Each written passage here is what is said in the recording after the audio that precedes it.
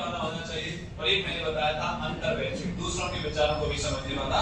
एक तो मैं अपने विचारों को समझूं और एक आपकी जो भावनाएं हैं, जिज्ञासा है, उनको भी समझूं, तो वो कहलाती है अंतर्वैयक्तिक। तो इंट्रा पर्सनल और इंटर पर्सनल, समझ में आ गई क्या? नेता की गुण ये होते हैं। अब हम बात करेंगे कम्युनिकेशन। इसके बाद तीसरा टॉपिक हम स्टार्ट करने जा रहे हैं, जो कि अंग्रेजी में संप्रेषण को क्या कहते हैं, जो कि लैटिन भाषा के शब्द। कौन सी भाषा के शब्द? लैटिन भाषा। और लैटिन भाषा का शब्द आता है कम्युनिस्ट। क्या है? कम्युनिस्ट। और कम्युनिस्ट का शाब्दिक अर्थ होता है टू शेयर। क्या भाई? टू शेयर या टू पार्टिसिपेट। टू शेयर या टू पार्टिसिपेट। अब टू शेयर का मतलब होता है साझा करना। क्या करना? साझा करना।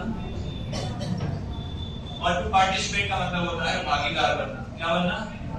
भागीदार बनना। जैसे मैं अपने विचार आप तक पहुंचा रहा हूं, तो मैं अपने विचारों का क्या कर रहा हूं? साझा कर रहा हूं। आप मेरे विचारों को सुन रहे हैं, तो आप मेरे विचारों में क्या बन रहे हैं? भागीदार बन रहे हैं। यानी कि दो या दो से अधिक व्यक्तियों के बीच की सामान्य बातचीत या विचारों का आदान प्रदान करना ही क्या कहलाता है? क्या कहलाता है? संप्रेषण का मतलब होता है विचारों का आदान प्रदान करना। मैंने आप तक पहुंचाया, आपने किसी और तक पहुंचाए, तो वो क्या कह रहे हैं? कहलाएगा हमारा संप्रेषण कहलाएगा। यानी कि दो या दो से अधिक व्यक्तियों के बीच, एक व्यक्ति के बीच मानी जा सकती है, परंतु ज्यादातर हम प्रायोरिटी किसको देंगे? दो। कहते हैं आपने देखा होगा सड़क पर कोई व्यक्ति अकेला बातचीत करते हुए जाता है, तो आप कहते हैं अरे पागल जा रहा है। कई व्यक्तियों को सुना होगा आपने, जाते हुए देखा होगा, कई बार गालियां देने जाते हैं अकेले में, पता नहीं क्या क्यों सी टेंशन है, तो बात आती है, तो आप उसे क्या समझते हैं? पागल। तो संप्रेषण एक हो सकता है। तो देखो ध्यान से सुनिएगा, संप्रेषण क्या है? दो या दो से अधिक व्यक्ति, कितने? दो या दो से अधिक व्यक्तियों के बीच कोई सामान्य बातचीत या विचारों का आदान प्रदान करना ही क्या कहलाता है? संप्रेषण कहलाता है। क्या कहलाता है? संप्रेषण कहलाता है। अब देखो एक कीथ डेविस महोदय आ जाते हैं। कौन आ जाते हैं भाई? Keith Davis. और कीथ डेविस ने कहा संप्रेषण से तात्पर्य विचारों या सूचना को एक व्यक्ति से दूसरे व्यक्ति तक पहुंचाना। किसको भाई? अपने विचार। मैं अपने विचार आप तक पहुंचा रहा हूं, तो क्या चल रहा है? संप्रेषण। और आप अपने विचार मेरे तक पहुंचा रहे हैं, तो भी क्या है? संप्रेषण। ये परिभाषा किसने दी? अब संप्रेषण की कई विशेषताएं आती हैं। संप्रेषण गत्यात्मक प्रक्रिया। कैसी प्रक्रिया है? मैं आप तक पहुंचा रहा हूं, तो गति हो रहा है कि संप्रेषण। और जो आपने मेरे से सीखा, आप किसी दूसरे को सिखा रहे हैं, तो क्या है? लगातार चलता जा रहा है। तो कैसी प्रक्रिया हो गई? गत्यात्मक प्रक्रिया हो गई। संप्रेषण कला एवं विज्ञान दोनों। कला का मतलब हर किसी टीचर के पढ़ाने के तौर तरीके अलग अलग होते हैं कि नहीं? हर किसी के बोलने का लहजा अलग होता है, हर किसी के शब्दों में सार्थकता नहीं होती। आपको कई टीचर पढ़ा रहे होंगे, परंतु आपको किसी की भाषा से ये पता लग जाता होगा कि हाँ इसके शब्दों में सार्थकता है, और इसके शब्दों में पता लगता होगा। कई टीचर आपको बोलते हुए दिखाई देंगे, तो आपको पता लग रहा होगा कि हाँ इसकी वाणी में स्पष्टता है या नहीं है। कई टीचरों की जो भाषा है ना, वो गाँवों की सी होती है भाई, परंतु एक टीचर है ना, तो आपको एक शुद्ध या सार्थक शब्द बोलने का क्या करना पड़ेगा? प्रयास करना पड़ेगा। समझ में आ रहा है? आ रहा है कि नहीं? तो संप्रेषण क्या है? कला एवं विज्ञान। तीसरा संप्रेषण द्विमुखी प्रक्रिया। कितने मुखी? कम से कम कितने व्यक्ति? कम से कम कितने व्यक्ति? दो व्यक्तियों का होना अति आवश्यक हो जाता है। किसमें भाई? संप्रेषण। तो संप्रेषण कैसी प्रक्रिया होगी? द्विमुखी प्रक्रिया होगी। संप्रेषण सामाजिक प्रक्रिया। संप्रेषण हम केवल एक बालक को संबोधित नहीं कर रहे, हम एक समूह को संबोधित कर रहे हैं, और जो समूह आता है वो किसमें आता है? समाज में। तो हम कह सकते हैं कि संप्रेषण कैसी प्रक्रिया है?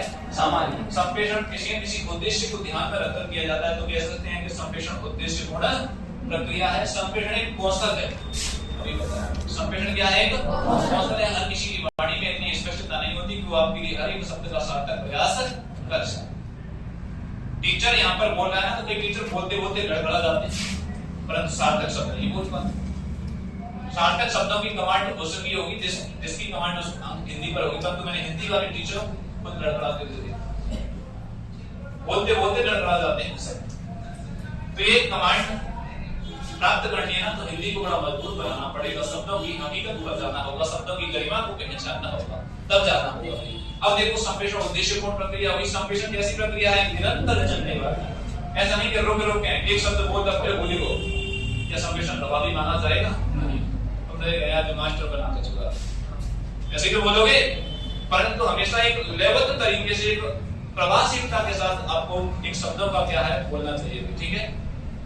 तो संप्रेषण कैसी प्रक्रिया है, जैसे प्रक्रिया है निरंतर चलने वाली प्रक्रिया। संप्रेषण मानव एवं पशु दोनों में होता है। मानव तो आपस में करते हैं, पशुओं का संप्रेषण देखा है कि नहीं, देखा है कि नहीं, भैंसों का देखा होगा, गधों का देखा होगा, कुत्ते का देखा होगा, भेड़ का। गधा कैसे करता है, गधे का संप्रेषण आता है। हाँ भाई, कोई पशुओं का संप्रेषण करके बताएगा, किसी की आवाज निकाल के बताएगा मुझे कोई? नहीं। किसी भी आपको जो भी आवाज आती हो, किसी भी पशु की आवाज आती हो, क्योंकि मिमिक्री तो करते हैं ना कई बच्चे। हाँ गुड़िया, आप बकरी की निकालो, बकरे तैयार बैठे हैं, अलार्म कर देंगे। किसी पर आवाज नहीं करती है कि बकरी की नहीं है। चलो बैठो। तो क्या है, संप्रेषण मानव एवं पशु दोनों में हो सकता है, परंतु मेन जो संप्रेषण का आधार माने जाते हैं वो मानव माने जाते हैं। और माने जाते हैं क्योंकि वो सार्थक शब्दों को क्या करते हैं, प्रयोग करते हैं। अब देखो नेक्स्ट हम बात कर सकते हैं कि संप्रेषण में दो व्यक्तियों के बीच 3 से 6 इंच की दूरी होना आवश्यक है। कितने इंच की? 3 से 6 इंच। ऐसा नहीं कि होटल में रहकर संप्रेषण करते हैं, तो संप्रेषण नहीं माना जाएगा। संप्रेषण में कितने इंच की दूरी? 3 से 6 इंच की दूरी। क्या आप होठ से होठ मिला के संप्रेषण कर सकते हैं? Yes sir. तो हमेशा संप्रेषण में कितने इंच की दूरी का होना आवश्यक है? 3 से 6 इंच की दूरी का होना आवश्यक है। 1 इंच में कितना होता है भाई? 1 इंच में होता है 2.54 सेंटीमीटर होता है। कितने सेंटीमीटर होता है? 2.54। तो संप्रेषण हमेशा कितने इंच की दूरी? 3 से 6 इंच की दूरी का होना अति आवश्यक होता है, तभी प्रभावी संप्रेषण माना जाएगा। नहीं तो किसी का आप कुछ बोल ही नहीं पाओगे।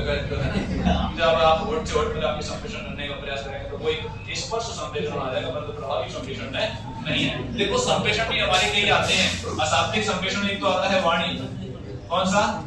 एक आता है चक्षु, और एक आता है भाई स्पर्श, कौन सा?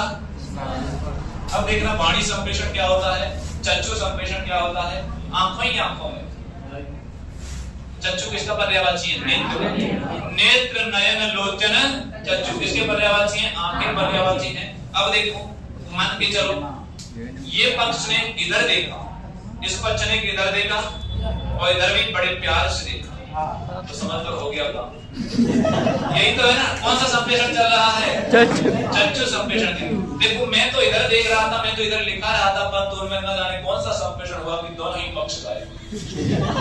कौन सा? न तो आवाज आई, न किसी की चहचहाट हुई, कुछ भी नहीं हुआ, परंतु उसमें संप्रेषण कौन सा हुआ? आंखों ही आंखों में क्या हो गया?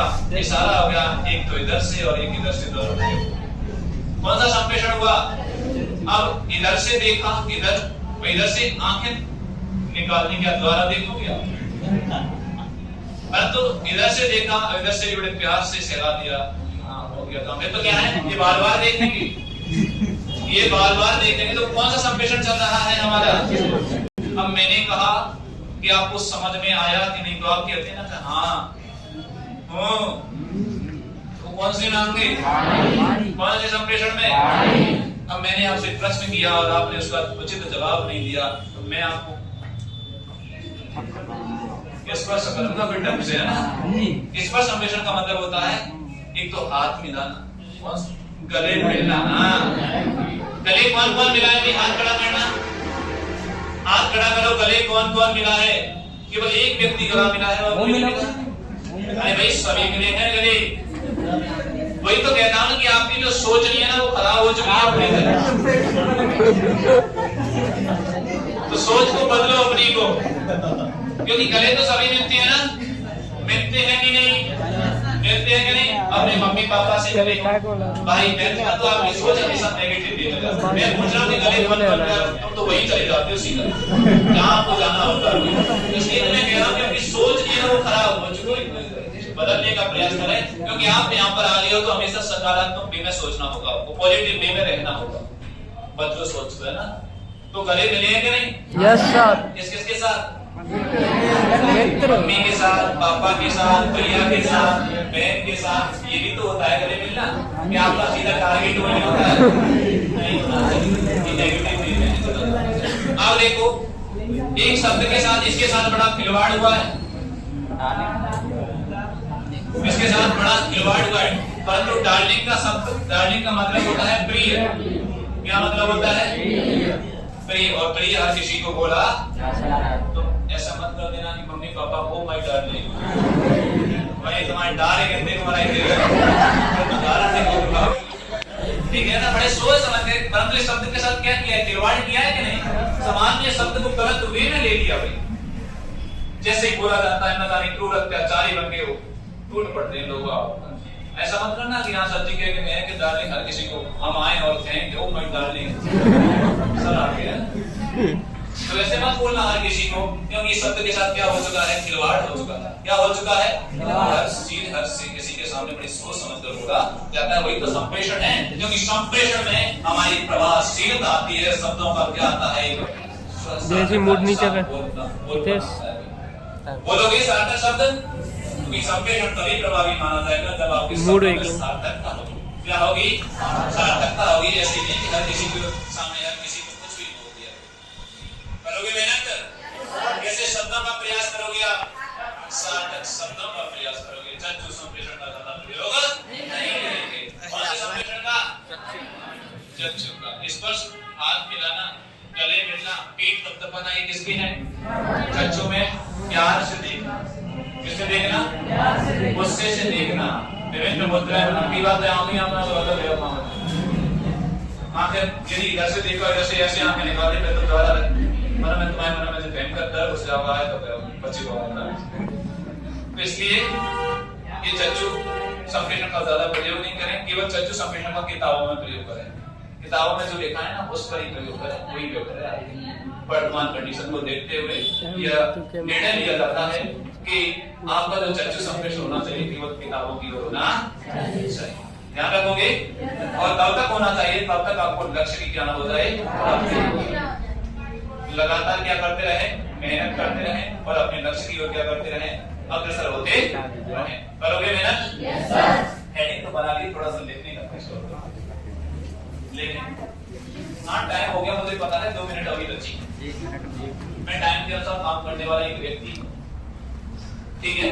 तो देखें संप्रेषण का अंग्रेजी रूपांतरण, संप्रेषण का अंग्रेजी रूपांतरण, संप्रेषण का क्या भाई? अंग्रेजी रूपांतरण। देखो लिखने से ज्यादा समझना बेहद जरूरी होता है, इसलिए मैंने थोड़ा समझाया, मैंने लिखा है बस। संप्रेषण का अंग्रेजी रूपांतरण कम्युनिकेशन होता है। क्या होता है? कम्युनिकेशन होता है। क्या होता है भाई?